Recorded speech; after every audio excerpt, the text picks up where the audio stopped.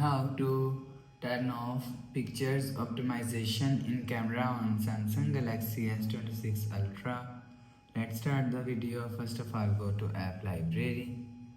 Here click on camera app. After click on camera app, click on this 4 dot icon and click on settings icon.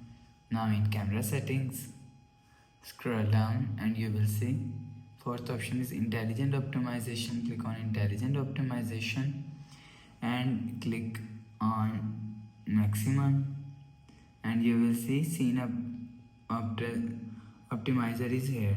If you want to turn off picture optimization, so turn off this button. After turn off scene optimizer and click on minimum.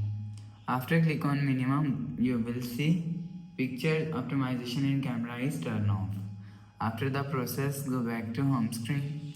So that's how you can turn off pictures optimization in camera on Samsung Galaxy S26 Ultra. If you like the video, please subscribe. Thanks for watching.